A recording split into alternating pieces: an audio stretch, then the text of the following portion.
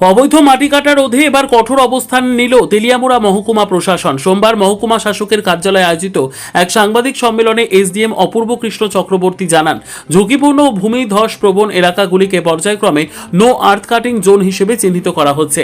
ইতিমধ্যে উত্তর গোকুলনগর এলাকায় সতর্কতামূলক সাইনবোর্ড বসানো হয়েছে। পাশাপাশি বাংলা ও ককবরক ভাষায় মাইকিং সহ বিভিন্ন সচেতনতামূলক কর্মসূচি চালানো হচ্ছে। বন দপ্তরের সহায়তায় ঝুঁকিপূর্ণ এলাকাগুলির জিও ট্যাগ যুক্ত তথ্য সংগ্রহের উদ্যোগও নেওয়া হয়েছে।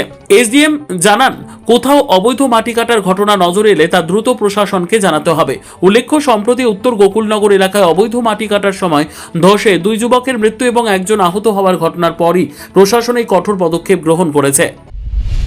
নমস্কার, তেলিয়ামুড়া মহকুমা প্রশাসনের পক্ষ থেকে আজকে একটি জনসচেতনতামূলক প্রেস ব্রিফিং করা হচ্ছে।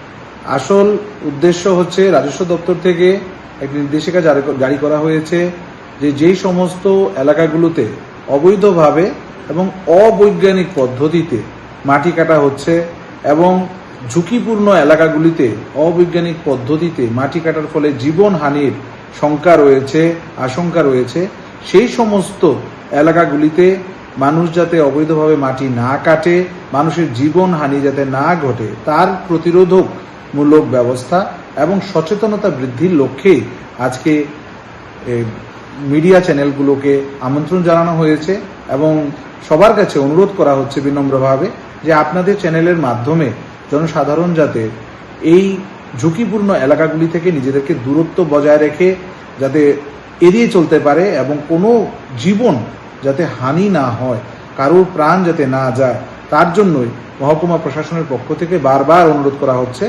কোনো অবৈধভাবে কোনো জায়গায় বা অবৈজ্ঞানিক পদ্ধতিতে কোনো জায়গায় মাটি কাটা যাবে না।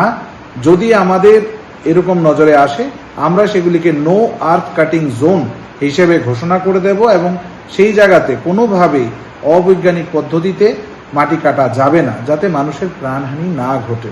এই ব্যাপারে কি ব্যবস্থা নিয়েছেন এখন পর্যন্ত?